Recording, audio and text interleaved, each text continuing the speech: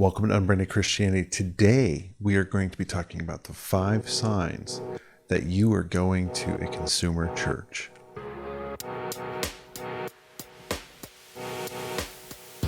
Now, you probably thought consumer meant that we, as the people who go to churches, are the consumers and we're just consuming content.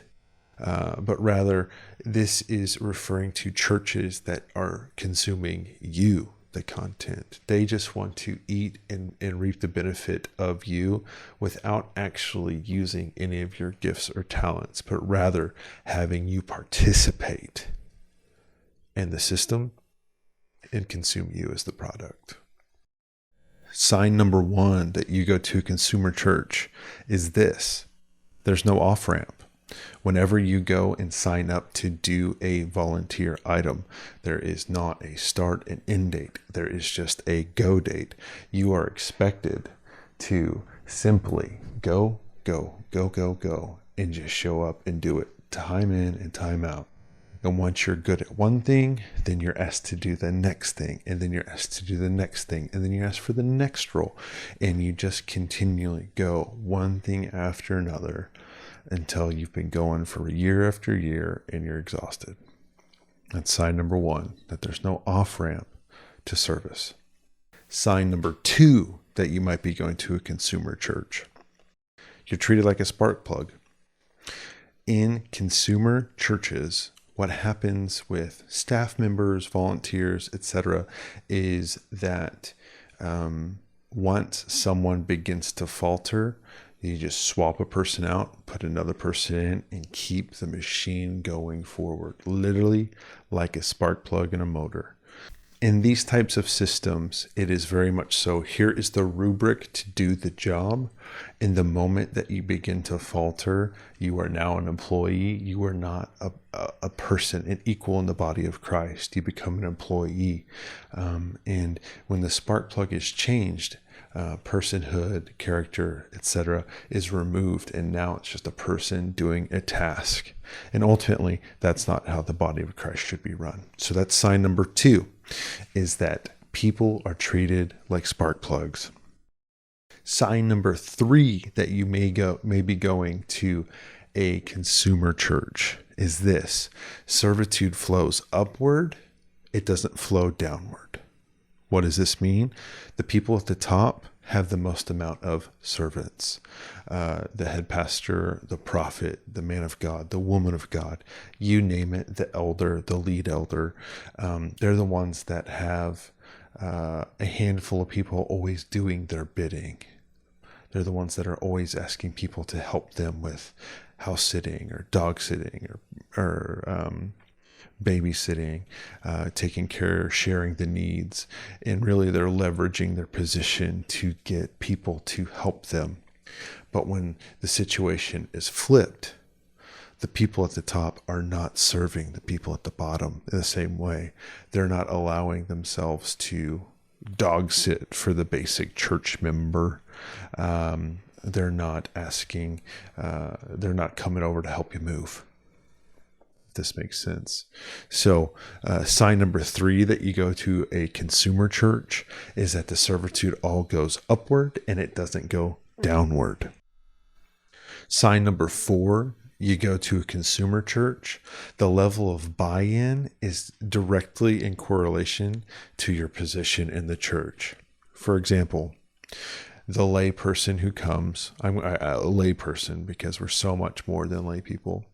The layperson that comes is required to give more, to serve more, to do more, to partake in ministries and partake in small groups and partake in tithe and do all these services, programs, protocols, ministries, you name it.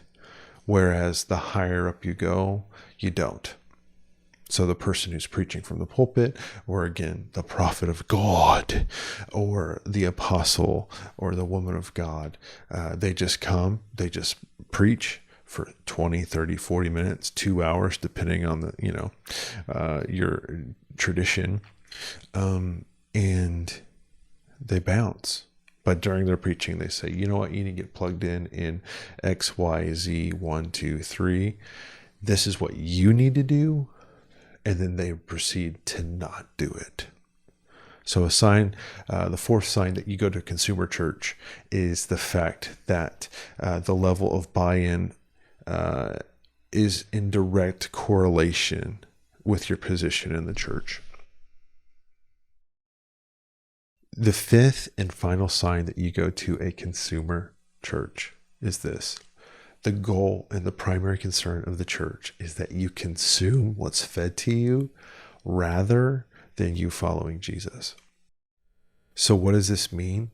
It means this, that the goal is that you come and experience the worship service, the service itself. You come for the 90 minutes, the 60 minutes, the 2 hours, and you participate in that, and you're fed that. And every time there's an opportunity for you to consume a show, you come and consume the show.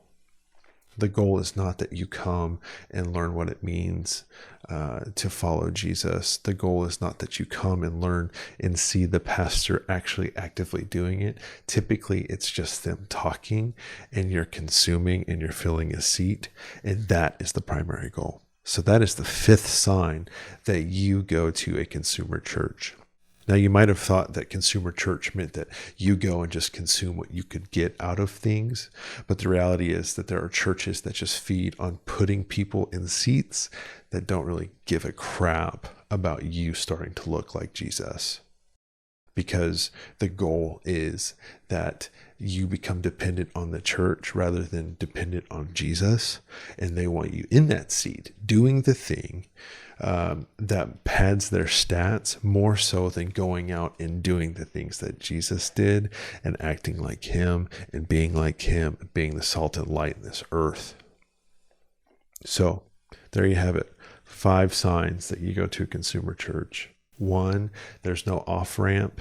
2, people are treated like spark plugs. 3, the service flows upward and not downward. 4, the level of buy-in is directly connected to whatever your level is in and status is in the church. And the last one is the primary concern of the church is that you can consume what's presented to you rather than you following Jesus. I hope this is interesting to say the least. I hope it's insightful. I hope that as you go to your church service next, you begin to be mindful of where the power flows and where the service flows. And in doing so, I hope that you actually find Jesus. That's it. I hope that this opens your eyes a little bit, and I hope that it stirs your heart to either fall greater in love with the current community you're part of, or to reject them and find a community elsewhere. All right. Until next time, this is Unbranded Christianity.